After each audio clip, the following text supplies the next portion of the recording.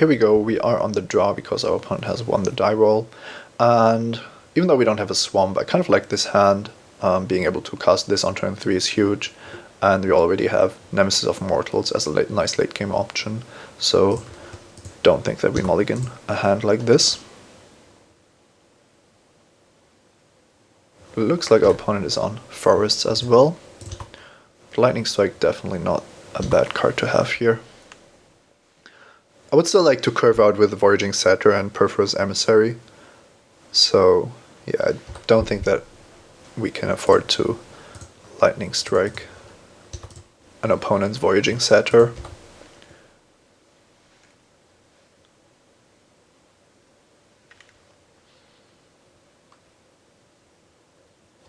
Let's see how the Battle of the 4-drops shapes up. Just a random 3/3 effectively. Could be worse. Still no swamps for us, which is kind of unfortunate, but I think we're doing fine here.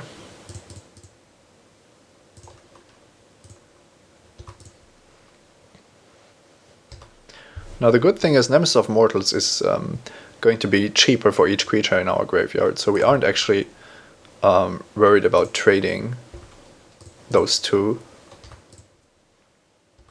even though it might look like a good trade for our opponent.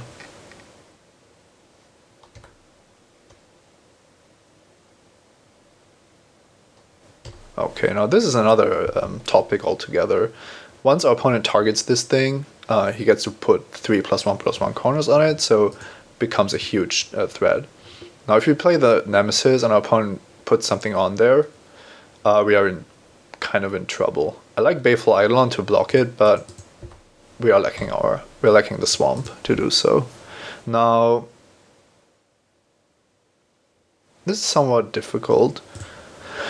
We can do here is just cast Nemesis of Mortals, but then a 6/6 is going to be super threatening. The problem with lightning striking, though, is that we are skipping our whole turn, not even able to cast like the Ill-Tempered Cyclops.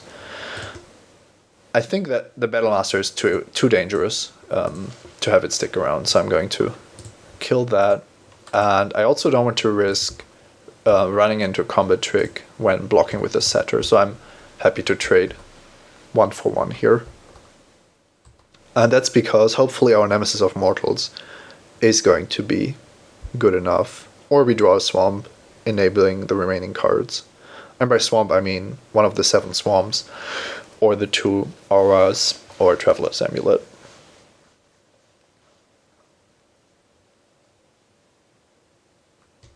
Okay, it looks like we're almost facing a green-white heroic deck, and Wingsteed Rider is a very good card against us. We don't have many answers to that. Oh, now we do.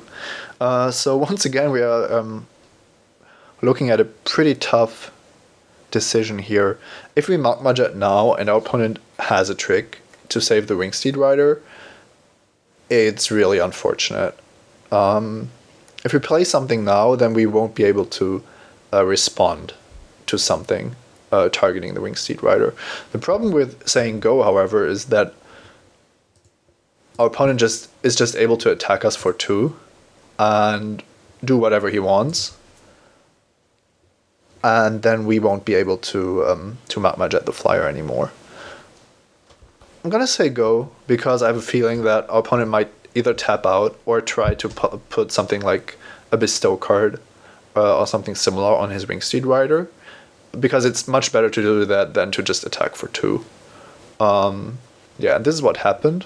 This is Observant Alcid, so this would become a 5/5 Vigilance Flyer, which we basically couldn't deal with. I hope that the Jet resolves. If the remaining 2 cards here would have been used to play a trick, then we would have basically lost the game, but that's something that we had to risk. I like Staunch-Hearted Warrior, but not as long as we don't have a swamp. So because we are looking for a swamp so badly, I have to put both of these on the bottom.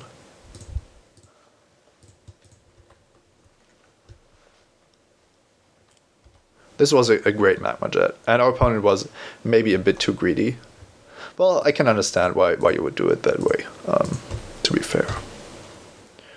So Opaline Unicorn is our way to get black mana here.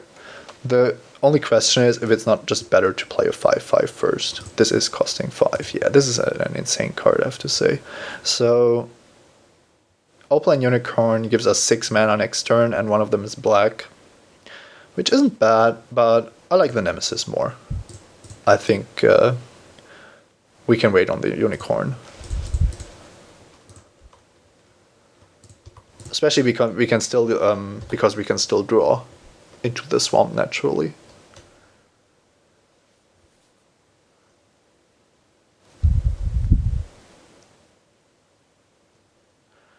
In fact, we can probably just play this, follow it up with the Cyclops, and just not worry about the Unicorn at all. Opponent is going to gain some more life, which I'm happy to see because the Disciple has such a low impact on this board. There is the swamp, so now we are actually talking here. Baleful Eidolon is most likely going to be bestowed on something, but I don't want to get aggressive with the Nemesis of Mortals yet. Our defense isn't good enough. So yeah, this doesn't actually look too exciting. We probably need a blocker to make sure that we can go on the offense with the Nemesis, but I'm not even sure if we want to trade the Nemesis for 2 of his creatures. Given how strong our remaining cards are, we might be able to just trade off Nemesis of Mortals with 2 of his and then be fine. But we are already at 6 mana with the Unicorn in hand. I think this card is going to be better than a card that trades for 2 of his.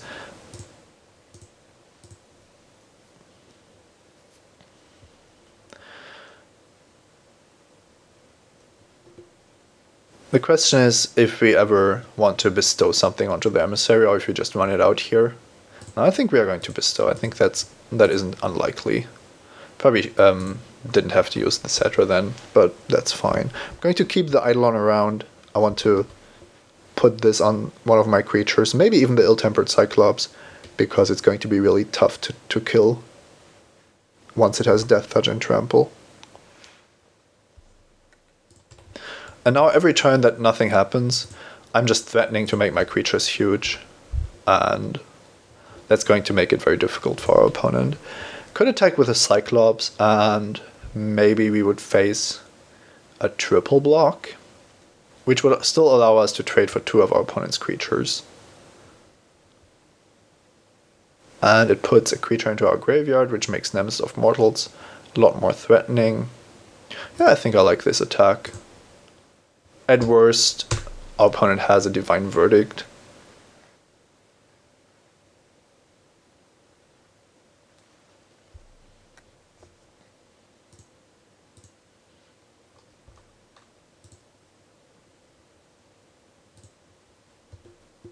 Okay. Looks like we are pretty far ahead here.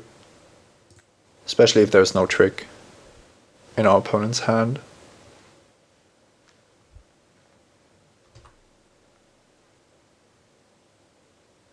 Oh, it looks like there is. Yeah, that's pretty good, especially because our opponent gets to scry, and he's keeping the card, so it must be a good one. And now we can't. Yeah, now we can't assign less than lethal to the Disciple.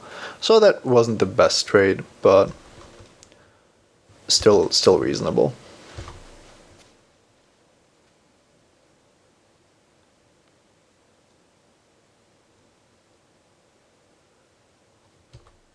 Oh yeah, our opponent found something really nice. Putting this on his 3/3 gives him a 6/6 that gets to tap the Nemesis when it attacks. So that's pretty big.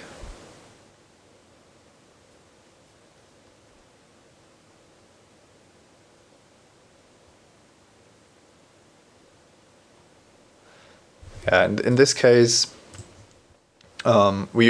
we won't block with the 5/5 because we are facing a 6/6, so tapping the Satyrs is also viable. But of course not for long. So we can put Baleful Eidolon on Voyaging Satyr if we want.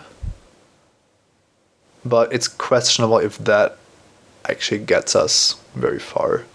We have Erebos Emissary as well, but at this current stage we don't want to discard too many creatures, of course.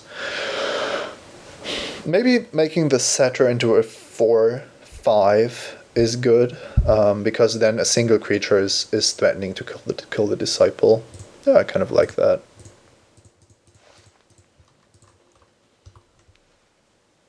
The remaining cards we have in our hand aren't particularly amazing, but we still get to draw an additional card from the presence and then hopefully activate the Nemesis and threaten our opponent's life total a little more aggressively.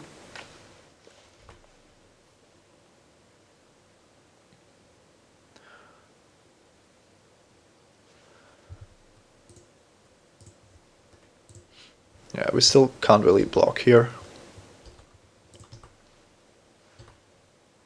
But this should hopefully change next turn.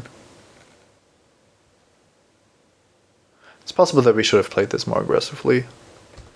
Yeah, with the flyer coming down, it looks like we might have been too passive this game. So let's see. We can definitely start off with the presence here.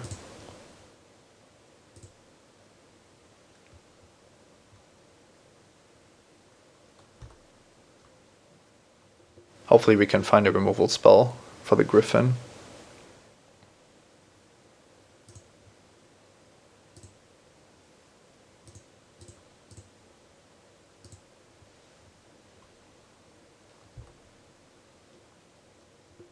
Flashmat Seed is not the removal spell I wanted to see. So now I think we're probably losing this game.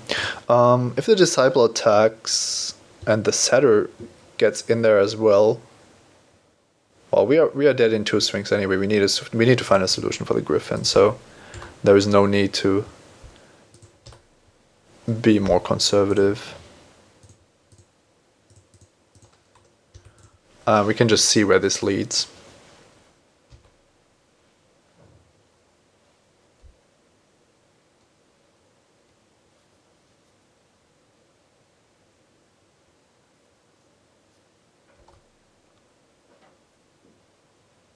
So we basically need to draw an answer to the Griffin right now. And then we might actually have a good shot. But if we don't, we are just dead.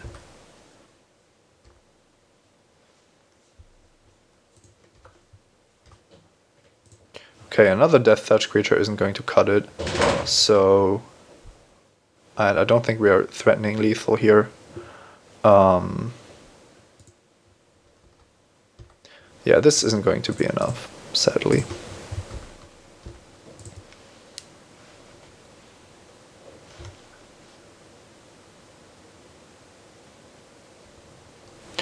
So yeah, I was checking if the opponent wouldn't have blocked, then this would have dealt 10 and this would have dealt 10, so we would have attacked for lethal. But with the Voyaging Satyr chump blocking, it's not going to be enough. Well, that was kind of a beating with Heliod's Emissary just beating us almost on its own, with the flyer of course as backup. So yeah, Fade into Antiquity looks like a card that we want against our opponent. And that's pretty much it. I don't like the other cards too much. I think we have to be really careful about what our opponent is doing and somehow take control of the game more successfully than we did this game. It's kind of unfortunate that we don't have a lot of flying defense. We might have had the choice to pick up one of the Reach Vipers, but we took Nemesis of Mortals instead. So yeah, this is going to be interesting. And we are going to be playing first this time. I'm not going to mulligan. This is a very mana heavy hand, but our mana base is what's worst in this deck. So I like the fact that our mana is perfect and we get to draw another card with the Presence.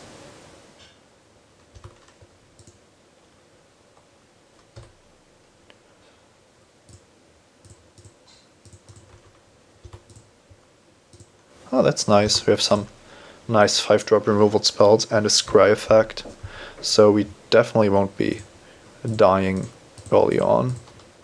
This hand has evolved quite nicely, I have to say.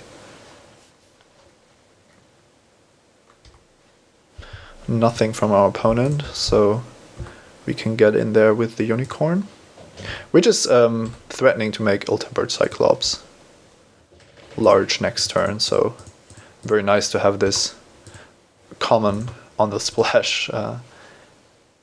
Yeah, the Cyclops looking really nice.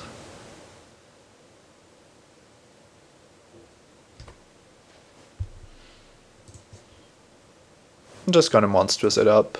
Don't think I need to kill the 3/3 here.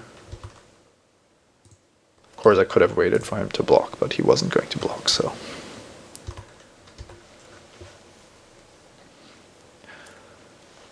Even if there's an aura coming down on the Disciple, our hand is still really, really good against most of our opponent's cards.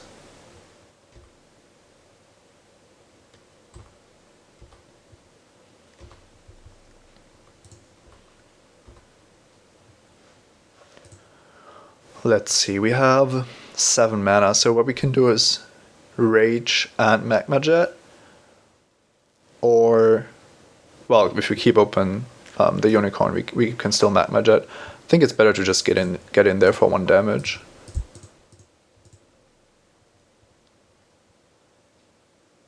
The Acolyte isn't interesting, I think. It's a creature to discard to the Emissary, which isn't completely irrelevant. But we have a lot better cards in our deck.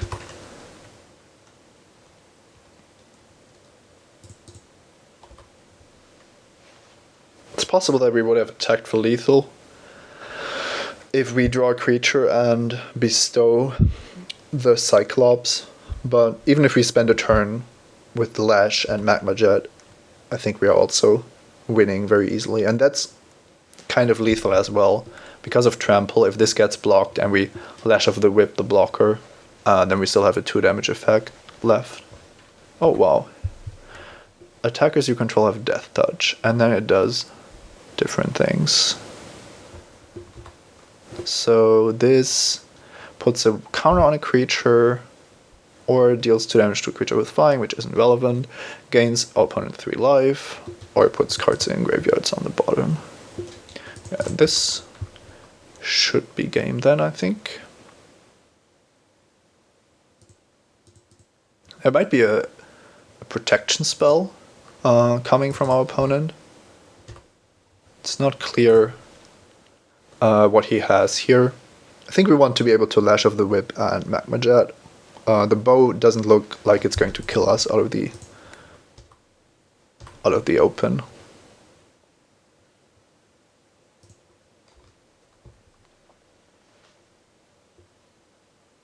Okay, there's simply no blocks, which is looking pretty good to me. Down to 2, let's just Magma Jet our opponent.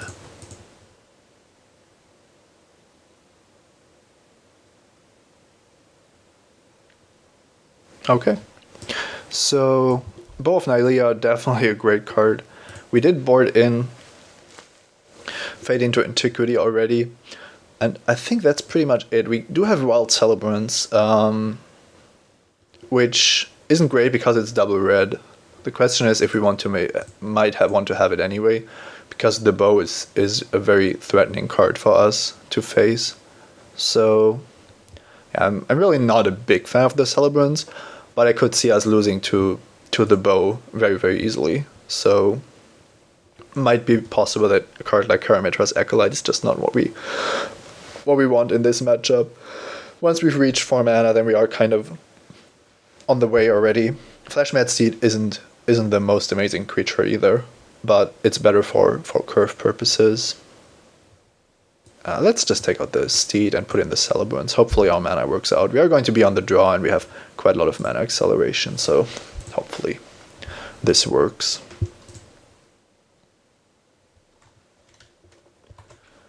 Okay, we are on the draw here. The hand isn't the quickest, but we have Opaline Unicorn, and then our 5 drops are amazing. I'm going to keep this. And then we'll have to see if we can get there. Oh, Voyaging Satyr, definitely a nice card to see. Hopefully our opponent doesn't have one. And he does. There's Wild Celebrant, so now things could get a bit ugly, but our mana isn't bad with Nylea's presence here. The problem is that we can't really cast it anytime soon because we need to get our mana accelerants into play.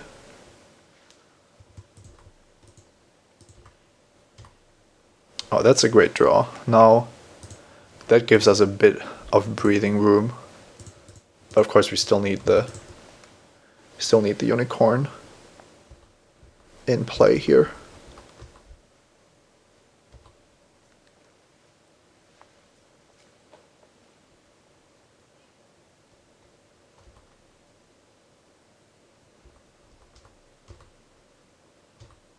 Taking 3 here isn't a big deal. The question is how good our opponent's next plays are going to be.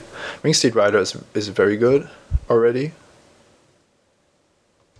And another Voyaging Satyr isn't too threatening, so a little bit of both. Staunch-Heart Warrior is okay.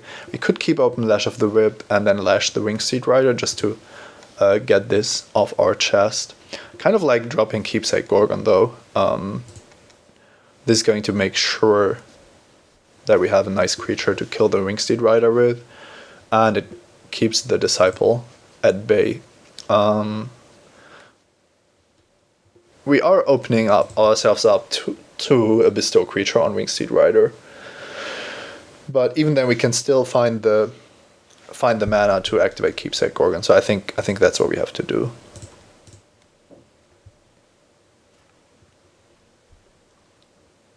It's much easier to say go when you have a Keepsake Gorgon in play, rather than not.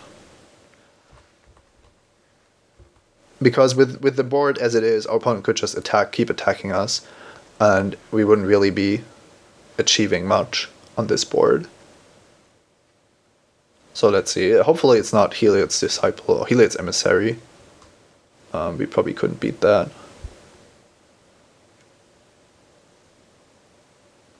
Okay, it looks like it's something huge.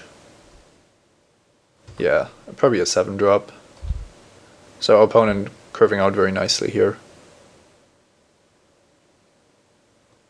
Yeah, and that is really unfortunate.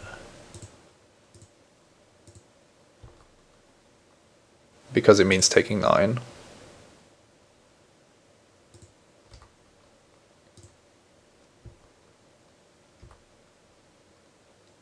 We aren't dead yet, but we need something very quickly. This Magma Jet would have been very, very good earlier, but it's not as great now. So we need to reach 7 mana, which means we need to draw 2 lands in the next 2 turns. We can Magma Jet one of the Satyrs, but we need a blocker for the Disciple, so we can't even afford that. Let's Nylea's Presence this thing. Well, if we don't draw anything, if we don't reach 7 mana, there's just no way we're getting rid of the Wingsteed Rider. So if we jet the Satyr now, then we have 3 mana left, then we drop the Presence, and then we can, maybe because of scrying, we can find the lands. But then we just lose to the Disciple, basically, because it's additional damage that we are taking. So we just can't afford to do that. We need to draw a land with this Nylea's Presence. That's basically what we need to happen.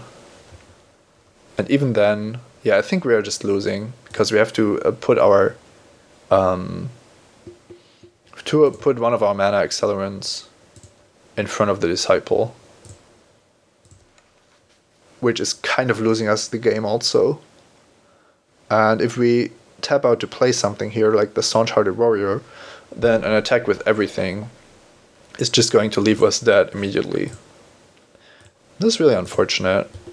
I would love to activate this, of course. But even then, Heliod's Emissary would probably kill us. Just don't see how we could how we could beat this draw from our opponent.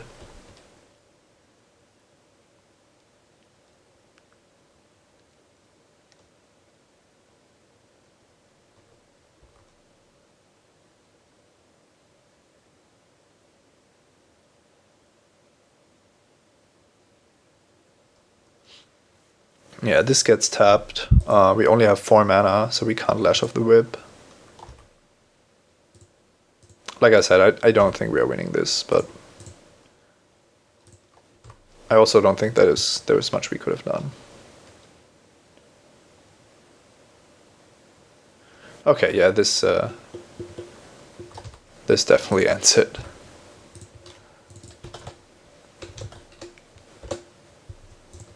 So we take 9 here. Pretty much no chance against this explosive draw. Our opponent made very good use of the Satyr, using his mana in the most efficient way, playing a 4-drop on turn 3, and then Wingsteed Rider and Voyaging Satyr on turn 4, and then have 7 mana on turn 5 to bestow Heliod's Emissary. Now the problem is, if we don't play the Gorgon but say go with Lash of the Whip, we also, well, we take 3 damage from the Disciple, and we still risk being blown out by something like Feral Invocation because the Wingsteed Rider lives through Lash of the Whip in that case. We also can't really do this in our main phase because then we just take 5 damage, which is kind of unnecessary. So I like playing the Keepsake Gorgon, but we were punished by the worst possible aura there. Yeah, which is unfortunate, but I think it's okay to lose to such a draw. As always, thanks for watching. I'm Simon Gertzen, and this was another episode of Simon Says at mtgoacademy.com. Bye bye.